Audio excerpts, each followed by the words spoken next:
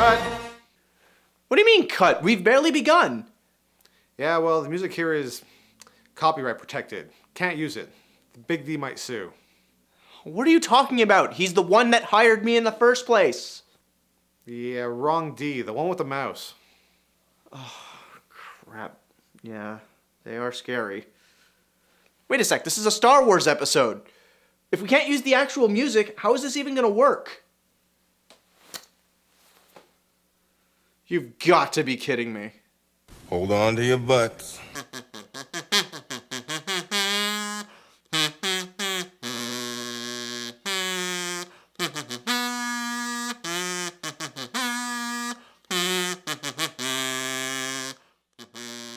It's a touchy subject for many.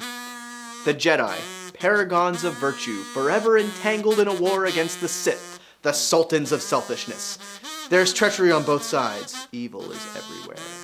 The Jedi are the protagonists of the story, however, fighting for truth, justice, and the way of the people. They smite down the forces of the dark side with lightsabers twirling to strike down their adversaries. The Sith, forever dubbed as evil thanks to the heinous actions of Emperor Palpatine, have been relegated to the dark recesses of corners unknown. We look down upon them, always envisioning them as the antagonists of the Star Wars universe.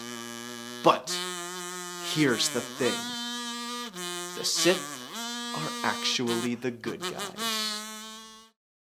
The original 2 Star Wars trilogies were based around the prophecy that Anakin Skywalker, whiny angsty teenager, kick-ass fighter pilot, and whiny angsty cyborg with a black costume fetish, was going to destroy the Sith and bring balance to the Force.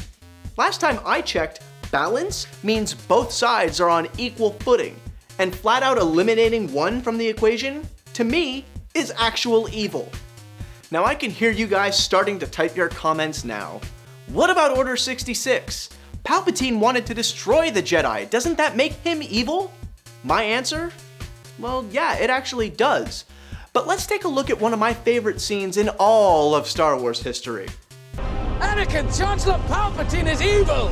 From my point of view, the Jedi are evil. Well, then you are lost! I told you I'd come back to this. Notice Anakin's words there. He didn't single out any one person the way Obi-Wan did. He was referencing the entire Jedi Order. An order of baby-stealing, dogmatic, do everything we ask of you and sacrifice everything for the greater good types. Oh, and you don't believe me? Take a look at this. Master Skywalker, there are too many of them. What are we going to do?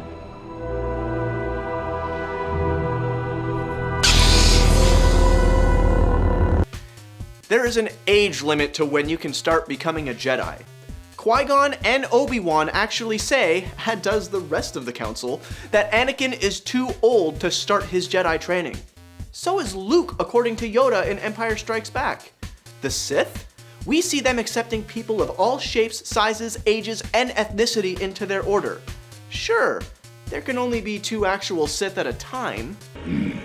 Always 2 there are. No more, no less.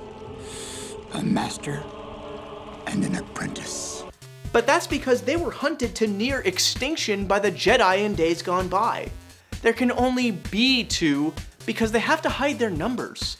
It's easier to indoctrinate a baby or young child into the, as the Emperor says himself, dogmatic narrow view of the Jedi.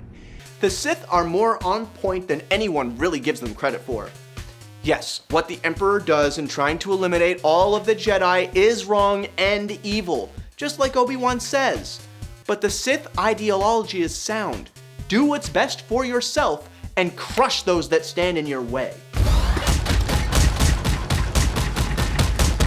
Let's bring things back to the real world for a second. You and a coworker are both up for a promotion at work. You both got hired at around the same time, but you're 5 years younger than they are. You, however, are a much better employee. According to the Jedi philosophy, you must sacrifice your own time and energy to making them your equal. According to the Sith, you are better, so you should be a shoo-in for that promotion. The Force is exactly that, a force in nature, neither good nor evil. Midichlorians are a microscopic life form that resides within all living cells. Midichlorians are something that we are never, ever going to discuss here. Like all things in life, it isn't what you have that makes you good or evil, it's what you do with that power. With great power comes great responsibility. It's your own intentions and inflections that have a positive or negative effect on things. That's why the two sides of the same coin that is the Force is called light side and dark side. Not good and evil, light and dark. It's the conflict within Anakin that allows him to turn back to the light at the end of Return of the Jedi, and eventually do what he was in fact destined to do: kill the Emperor. It's the Jedi's refusal to see any other side but their own that eventually leads to their downfall. And it's the Sith's ability to adapt to the times and accept things in nature, to embody everything, rather than just one small section of reality that will allow them to rise up each and every single time. Rise. And it's that very idea that led to the beginnings of this very show in the first place. The idea that you need to open up your mind to the maybes of the world. The fact that perhaps you don't have all the information. To allow yourself the ability to be wrong and see another side of things. It's why I think there could be an episode on nearly every available topic on the planet. It's also why one day you might see episodes that seem to contradict each other. Seem to being the key phrase there, as I firmly believe that most sides can have their thoughts expressed, so long as it's done in such a way that allows the other side to be heard and understood as well. Something that the Jedi unfortunately failed to see, which is what allowed the rise of Emperor Palpatine in the first place. Now, if only there was some form of Jedi that represented both sides of the Force. I knew I wasn't alone in thinking this. Despite overwhelming evidence to the contrary, I do hope I managed to shed some light into the darkness that is the Sith. Whether it be their ability to adapt, their inclusiveness of all types, or at the very least that there was some logic in the way they were thinking. Evil doings aside, sometimes you need to strike back at those who have stricken you down first. I also hope that even though they do get more positive screen time within their respective movies, TV shows, and books, I managed to show some of the darker points of the Jedi themselves, and how they were not necessarily the beacons of truth, justice, and the galaxy's way that may have once been perceived. Now, may the Force be with you, in letting me know in the comments below what you think of the differences between the Jedi and the Sith. Let us come together, and let us each be heard in a fair and civilized manner. However, in the case of the Sith, the defense rests. The reading is off the chart. Over 20,000. Even Master Yoda doesn't have a midichlorian count that high. Again, I solemnly swear that I will never, ever try and defend that piece of lore. Even my boss thinks there are some things too evil to be advocated.